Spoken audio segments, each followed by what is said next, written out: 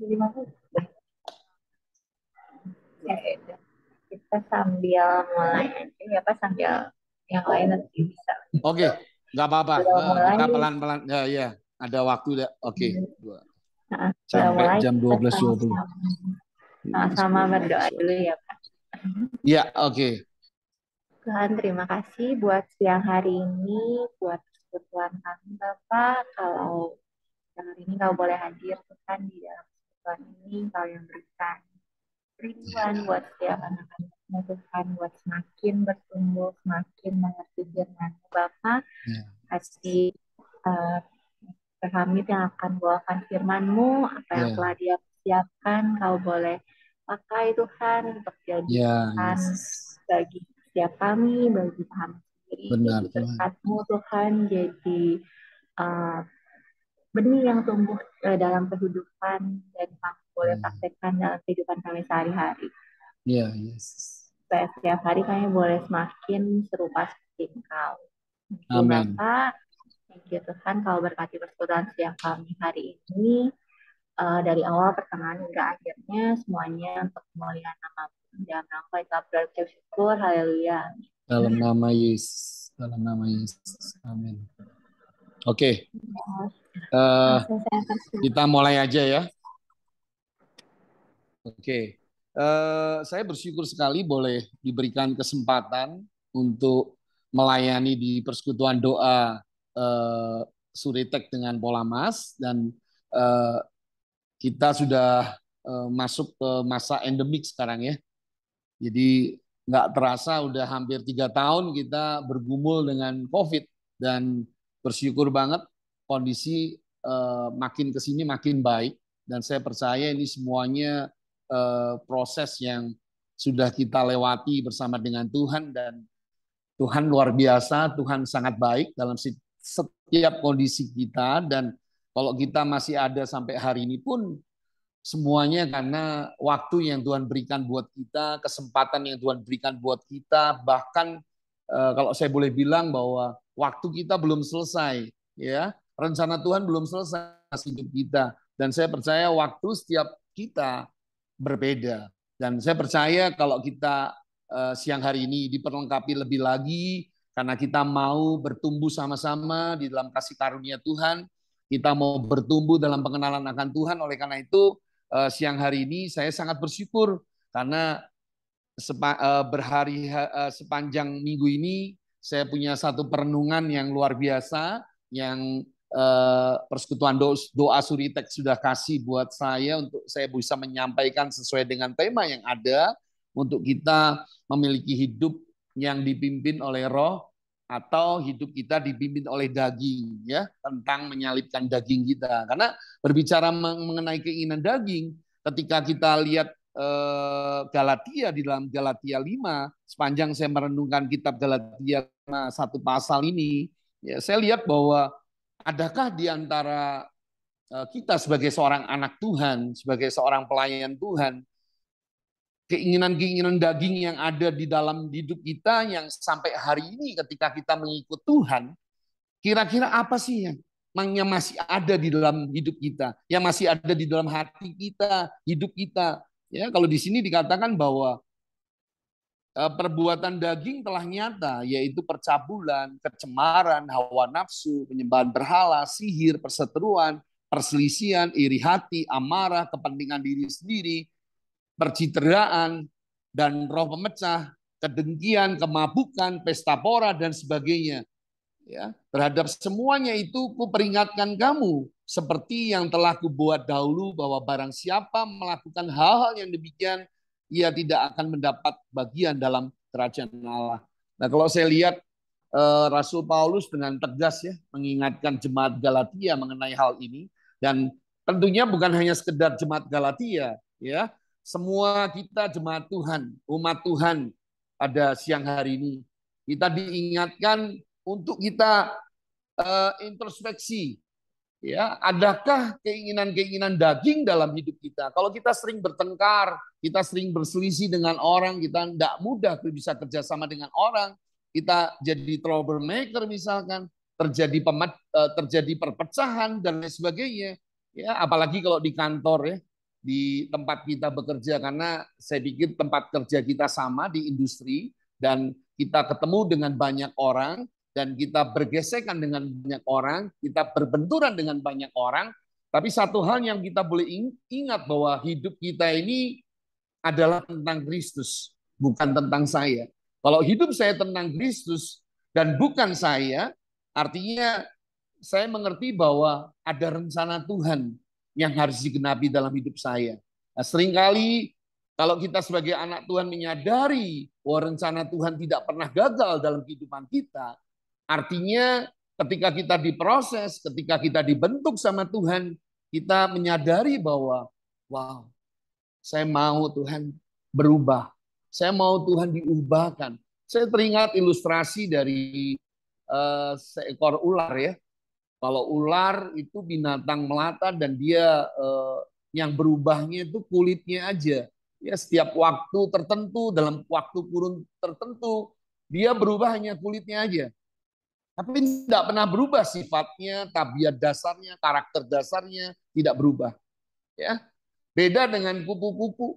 Nah, kupu-kupu mengajarkan buat kita juga perubahan proses metamorfosis, ya, di mana kupu-kupu itu dari telur, hasil pernikahan dari kupu-kupu jantan dan betina, dan kemudian lahirlah telur, dan kemudian menjadi ulat, ulatnya menjijikan, dan kemudian menjadi kepompong, dan kemudian menjadi kupu-kupu yang indah, dan ada waktu khusus untuk keluar dari kepompong. Ada proses khusus ketika dari kepompong menjadi kupu-kupu yang indah. Nah, bayangin, ulat yang menjijikan bisa berubah menjadi kupu-kupu yang indah. Nah, demikian juga dengan kehidupan anak-anak Tuhan.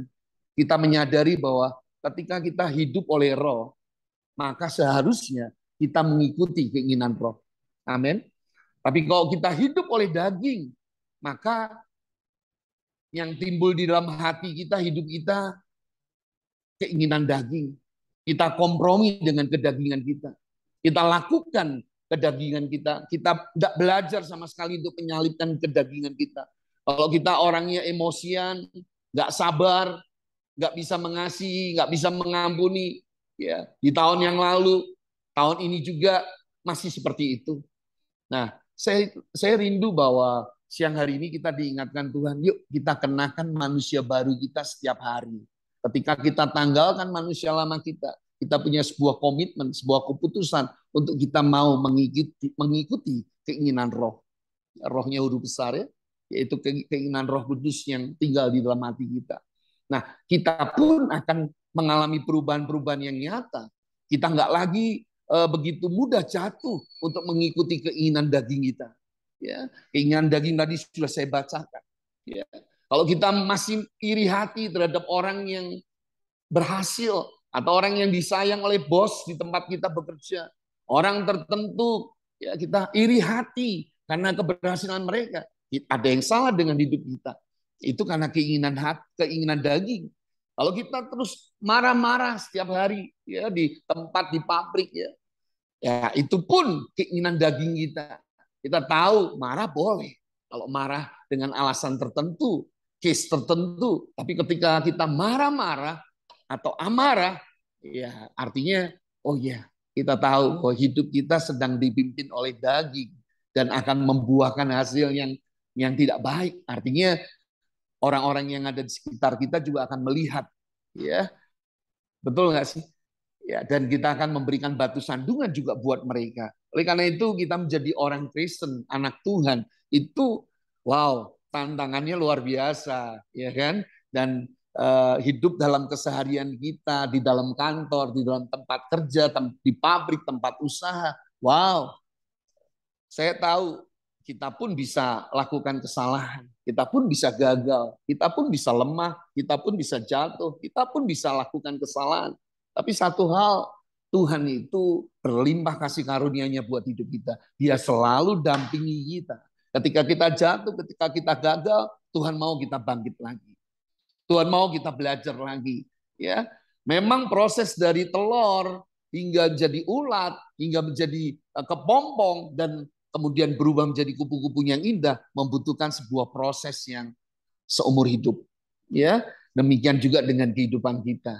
Saya percaya, yuk kita mau sama-sama hari ini ketika kita mau belajar bahwa Tuhan mau di dalam Injil Matius ya 26 ayat 41, berjaga-jagalah dan berdoalah supaya kamu jangan jatuh dalam pencobaan. Roh memang penurut, tetapi daging itu lemah dan tidak kuat saat dicoba atau dicobai, di saat digoda atau dicobai. Dan ketika kita mengikuti keinginan daging, maka secara otomatis roh pun juga akan mengikutinya.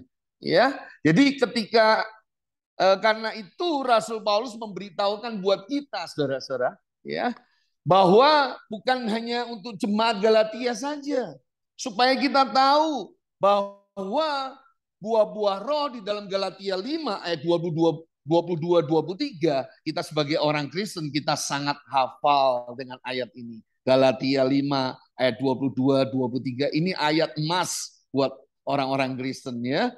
Ini sulit kita lakukan, iya. Tapi saya percaya ketika kita mau mengikuti keinginan roh, kita hidup oleh roh, dan buah-buahnya akan otomatis akan lahir dalam kehidupan kita.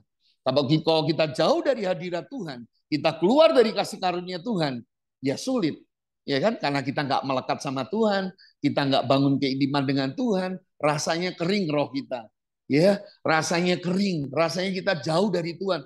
Oleh karena itu tidak salah kalau kita undur dari pelayanan. Betul nggak? Kita kendor saat teduh pribadi kita. Kita longgar hubungan Roh Kudus dengan kita. Dan itu yang membuat roh kita menjadi kering dan kering dan kering. Dan kita mudah jatuh dalam dosa. Ya, jatuh dalam dosa apapun itu. Ya kan? Tapi karena kita sebagai anak Tuhan, fokus kita bukan dosa. Fokus kita kepada Kristus. Ya, pusat kita kepada Kristus, mata kita tertuju kepada Kristus, dan saya percaya ketika fokus kita kepada Kristus, Tuhan selalu ingatkan berjaga-jaga loh. Ya, poin yang pertama berjaga-jaga, berdoalah. Ya kan? Ini bicara mengenai mendekat sama Tuhan, betul nggak sih? Ya kan? Tuhan mau anak-anaknya selalu mendekat sama Tuhan. Ya kan? Artinya ketika kita mendekat sama Tuhan, itu kita sedang membangun manusia rohani kita. Kita sedang menguatkan manusia rohani kita. Ya, supaya kita tidak lagi mengikuti keinginan daging yang timbul dalam hati kita, dalam hidup kita. Dan pilihannya ada di tangan kita, keputusannya ada di tangan kita.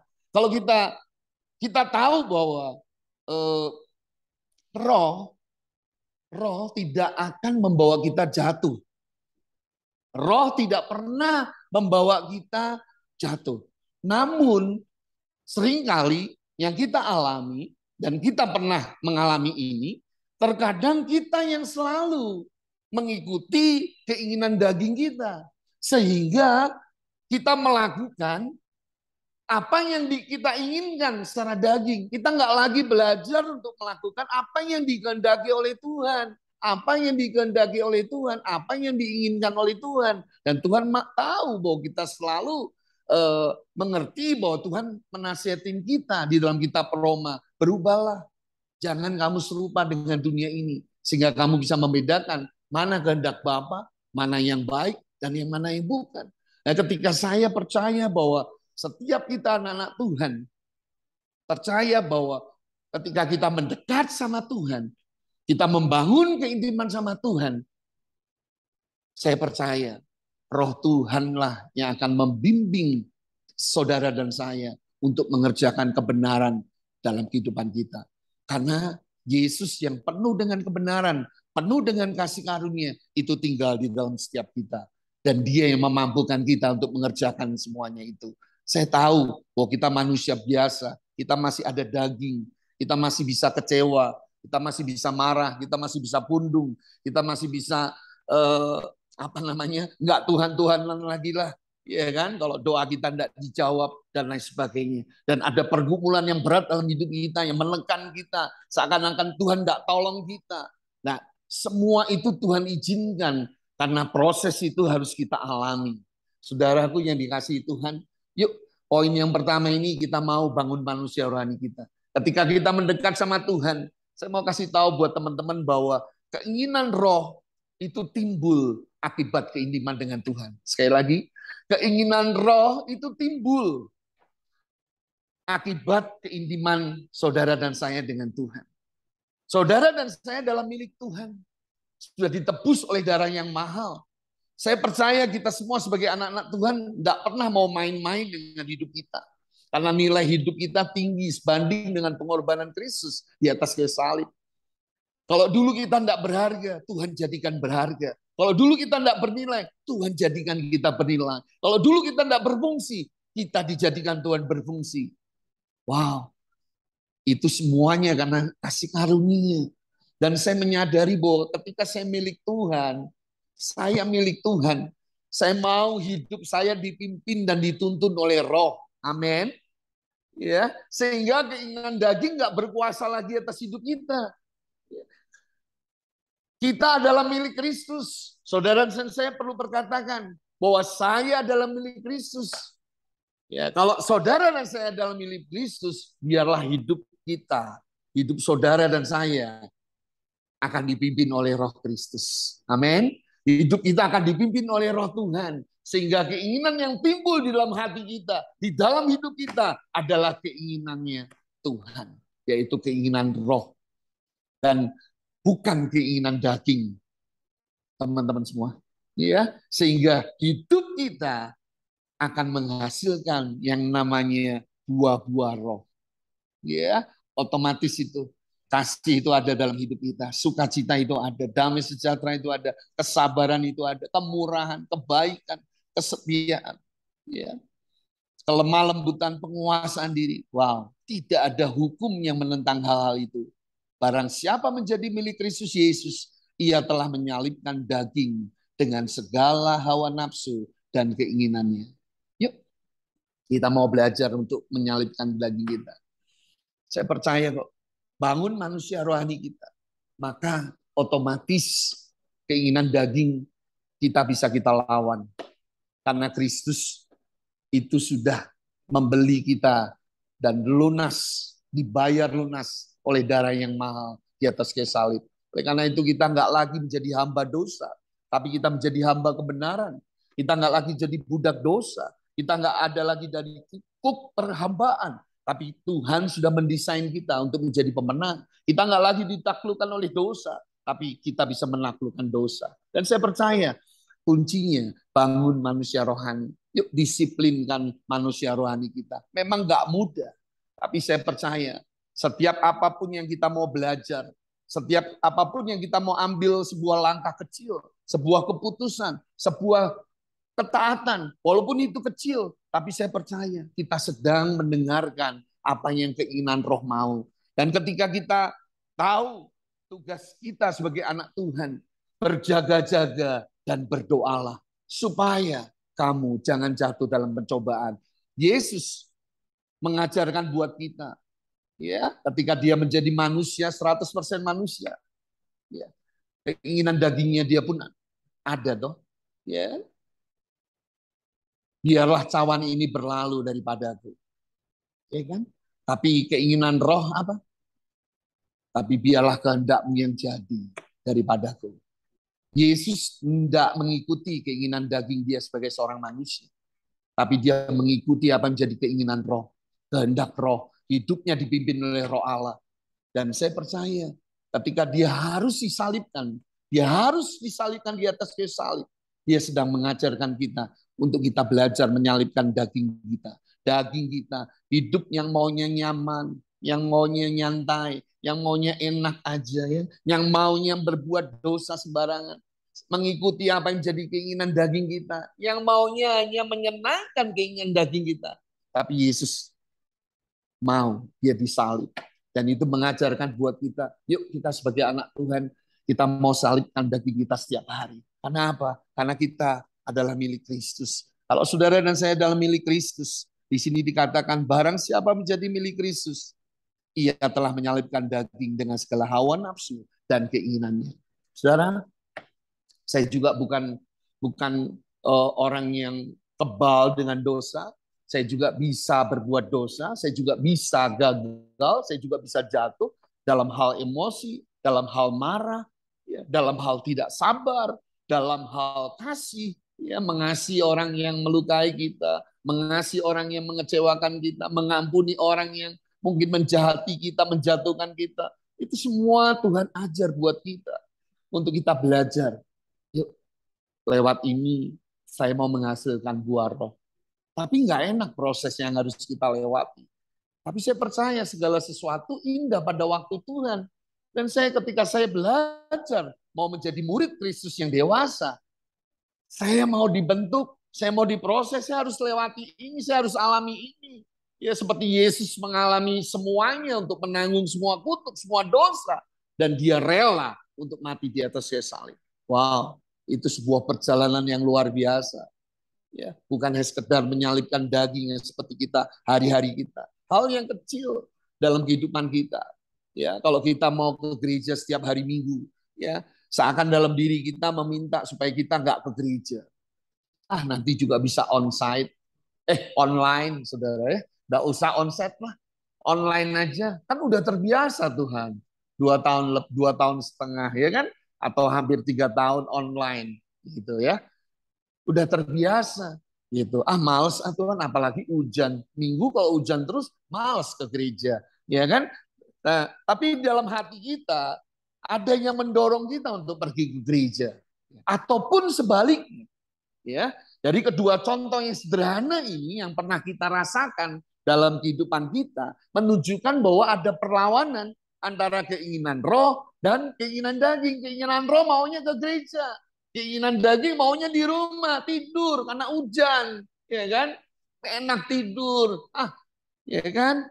Lebih baik nyantai. Nanti aja Tuhan, ada gereja online, ya. Sembari tiduran saya bisa beribadah, sembari tiduran saya bisa menyembah Tuhan, saya bisa menikmati firman. Ada banyak alasan yang kita buat karena kita mau membenarkan diri kita sendiri. Ada alasan yang kita mau buat karena kita mau bahwa yang kita lakukan benar. Tapi perhatikan, keinginan roh bertentangan dengan keinginan daging. Ada sebuah perlawanan dalam hati kita, dalam pikiran kita, ya dalam hidup kita. Ya. Tapi ketika kita mengenakan manusia baru, bahwa saudara dan saya adalah ciptaan yang baru, yang lama sudah berlalu, sesungguhnya yang baru sudah datang. Nah, ketika kita mengenakan manusia baru, saya percaya saudara dan saya diperbarui roh, hati, dan pikiran kita diperbarui hari lepas hari. Dan saya percaya firman Tuhan pasti mengingatkan kita. Roh itu mengingatkan saudara dan saya untuk kita tetap nyala-nyala melayani Tuhan. Untuk kita tetap nyala-nyala mengasihi Tuhan. Karena kasih Yesus sudah begitu besar buat kita. Kasih Tuhan sudah begitu luar biasa buat kita. Dia rela mati di atas salib demi saudara dan saya. Kasih yang sejati, true love. Dan itu yang membuat sampai hari ini saya tetap semangat melayani Tuhan. Saya tetap semangat untuk saya mengasihi Tuhan. Saya manusia biasa, saya lemah. Saya terdiri dari daging, saya sama dengan saudara. Saya bisa jatuh, saya bisa salah, saya bisa gagal. Tapi satu hal, bahwa Yesus selalu menyertai kita dengan kasih karunia-Nya. Ketika kita lemah, ketika kita gagal, tapi tangan Tuhan yang lembut yang membuat kita bangkit lagi, menjamah hati kita, melembutkan hati kita, dan mengangkat kita kembali supaya kita nggak jatuh dari dosa, hidup di dalam dosa karena kita sudah keluar dari dosa, kita sudah ditebus dari dosa, ya. Kita tidak lagi dikenakan kuk perhambaan, tapi kita adalah anak-anak yang sangat dikasih oleh Tuhan. Oleh karena itu saya merasakan kok penyertaan Tuhan yang luar biasa. Ya, luar biasa.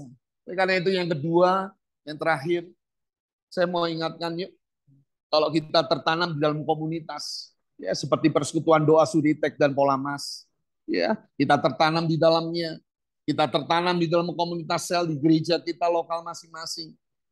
Kita tahu, kita sadar bahwa kita nggak bisa hidup sendiri tanpa orang-orang yang ada di sekitar kita. Kita belajar untuk terbuka.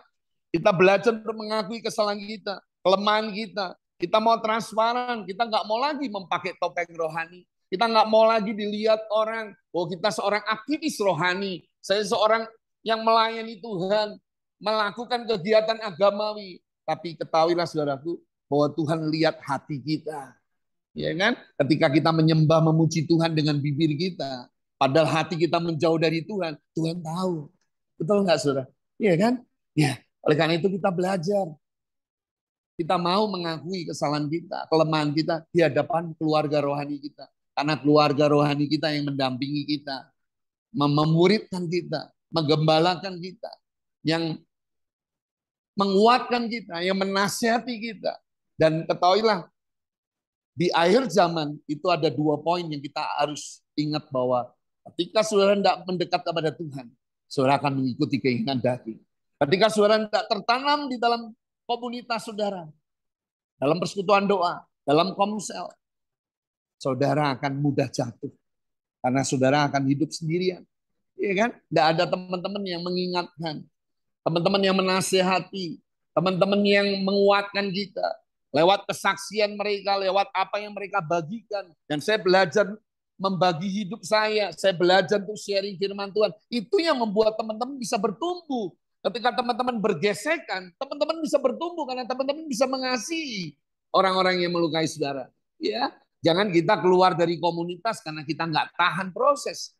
Ya, kita keluar dari gereja ya karena kita nggak suka gereja tersebut atau komunitas tersebut, dan kita cari gereja atau komunitas yang bisa membuat kita senang, yang bisa membuat kita betah.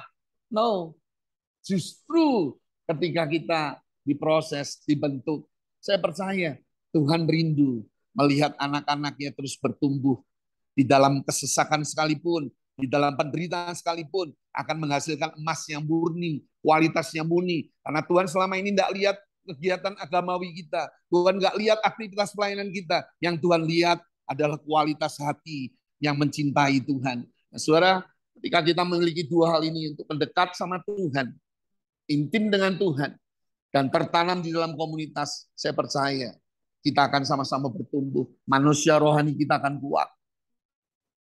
Keinginan roh akan timbul dengan sendirinya. Karena itu akibat keintiman kita dengan Tuhan. Dan ketika kita intim sama Tuhan, otomatis buah-buah roh itu akan dihasilkan dalam hidup kita. Otomatis, ya kan? Sarang itu hanya perlu melekat sama pokoknya. Ya kan? Ketika dia melekat sama pokoknya, dia akan berbuah. Dia tidak perlu ngeden, dia tidak perlu berjuang sendiri. Dia cuma perlu melekat. Dengan caranya, dia akan berbuah dengan sendiri. Begitu juga dengan hidup kita. Ketika kita melekat, ketika kita terus mau belajar mendekat sama Tuhan, buah-buah roh itu akan dihasilkan dalam hidup kita. Kita belajar mengasihi. Hati kita penuh dengan sukacita. Hati kita tidak galau lagi, tapi penuh dengan damai sejahtera Tuhan, bahkan dijagai dengan damai sejahtera Tuhan. Dan yang terakhir, yuk kita terus jaga hati kita. Karena semuanya keinginan daging itu akan timbul dalam hati kita sebagai manusia biasa. Tapi ketika kita mau jaga hati kita dengan benar, maka kita mengerjakan bagian kita. Dan Tuhan akan mengerjakan bagian Tuhan. Dan Tuhan akan memberkati, dan kita mau menghidupi firman Tuhan. Kita belajar menjadi murid Kristus yang dewasa, yang akan menjadi berkat buat tempat di mana kita bekerja. Dan nama Bapa di surga dipermuliakan. Terima kasih. Tuhan Yesus memberkati. Saya berdoa buat Bapak Ibu semuanya, teman-teman semuanya. Tuhan Yesus, siang hari ini hamba-Mu berhenti untuk berbicara. Tapi 2 hal ini Tuhan, pesan Tuhan buat umat Tuhan di Suritex dan Polamas. Supaya mereka sungguh-sungguh di akhir zaman ini untuk mendekat sama Tuhan. Berdoa dan berjaga-jagalah. Roh memang menurut, tetapi daging itu lemah. Kami tahu Tuhan, ketika kami digoda, kami dicobai, kami nggak akan jatuh. Karena kami hidup oleh roh. Kami hidup dipimpin oleh roh. Sehingga kami memutuskan hari ini secara pribadi pagi hari ini. Umat Tuhan di Suritek. Mau hidup dipimpin oleh roh atau hidup dipimpin oleh daging. Ketika teman-teman di Suritek dan Polamas memilih mengambil keputusan untuk hidup dipimpin oleh roh, maka otomatis akan lahir buah-buah roh itu dalam kehidupan mereka. Sehingga keluarga mereka pun melihat Kristus nyata dalam hidup mereka. Teman-teman kerja, teman-teman di pabrik akan melihat Kristus nyata dalam kehidupan kami. Kami rindu Tuhan. Berkati persekutuan doa Suritex dan Polamas. Tambah-tambahkan jiwa-jiwa Tuhan dari berbagai gereja denominasi yang ada. Mau berdoa supaya mereka diberikan kerinduan, roh mereka menyala-nyala untuk mereka tertanam di dalam komunitas Suritek dan Polamas ini. Dan mereka boleh saling menguatkan, saling membangun, dan mereka boleh saling memperhatikan. Kami berdoa ketika mereka berdoa buat eh, pekerjaan mereka. Aku percaya Tuhan, Engkau menyertai mereka. Dan Tuhan buat mereka berhasil dalam setiap pekerjaan mereka. Karena Engkau penasihat yang ajaib dalam pekerjaan mereka. Engkau yang merancangkan yang terbaik dalam kehidupan mereka. Rancangan yang terbaik dan bukan rancangan kecelakaan. Kami percaya umat Tuhan di Suritek dan Polamas dalam pekerjaan mereka. Tuhan buat berhasil dan masa depan mereka bersama dengan Tuhan adalah masa depan yang penuh pengharapan. Oleh karena itu, siang hari ini kami juga berdoa buat pabrik Suritek dan Polamas. Baik order printing dan order dyeing. Tuhan, tolong Tuhan. Biar Tuhan yang mencukupkan setiap kebutuhan kami. Engkau yang menyediakan yang terbaik order-order yang ada. Engkau Allah Jehovah Jireh. Engkau akan menyediakan, mencukupkan setiap order yang ada. Supaya mesin-mesin produksinya boleh ada order-order dari lokal, dalam negeri maupun dalam ekspor Tuhan. Kami berdoa kasih hikmat Tuhan untuk bagian divisi marketing, divisi produksi, divisi research and development, divisi setiap processing, briefing, semua staff, semua bagian accounting, marketing, production, personalia, HRD, kami berdoa semuanya Tuhan, termasuk direksi kami. Kami berdoa, Tuhan, biar Engkau yang memberikan kekuatan, Engkau yang memberikan hikmat, supaya pabrik PT Suritex dan PT Polamandunggal ini, Polamas ini Tuhan, boleh tetap bertahan dan sungguh-sungguh menghasilkan kualitas produksi yang baik, sehingga semuanya itu boleh tidak mengecewakan customer, agent dan trading maupun buyer. Semuanya boleh dipuaskan melalui hasil produksinya, melalui kualitas produksinya, melalui setiap bagian yang ada. Kami berdoa, berkati mereka Bapa. Kami percaya ada kasih karunia Tuhan yang menyertai dan menolong mereka dan memampukan mereka untuk hidup di dalam kasih karunia Tuhan. Dan kami tidak keluar dari rencana Tuhan. Kami tidak keluar dari kasih karunia Tuhan. Dan kami percaya ada pertolongan Tuhan yang tepat pada waktunya. Ada penyertaan Tuhan yang luar biasa. Dan Tuhan yang akan memberkati Suritek dan Polamas. Dan semua direksi, semua staf, dan semua karyawan yang ada. Terima kasih Bapak di dalam nama Yesus. Biar segala pujian, hormat dan kemuliaan hanya bagi Yesus Kristus Tuhan. Kami sudah berdoa dan kami sudah mengucap syukur. Haleluya. Amin. Selamat siang. Tuhan Yesus memberkati.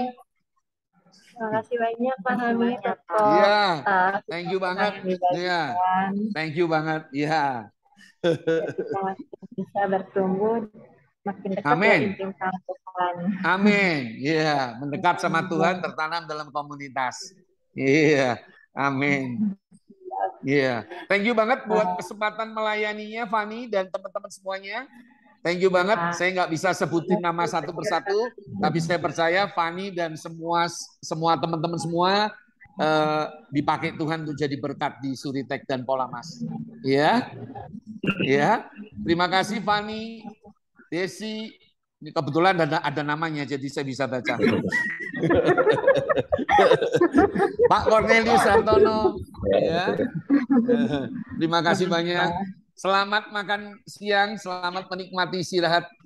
Sekali lagi terima kasih buat kesempatan ini. Selamat makan siang. Iya. Terima kasih Iya. Tuhan berkati. Terima kasih Tuhan Yesus berkati. Thank you. Bye. Bye.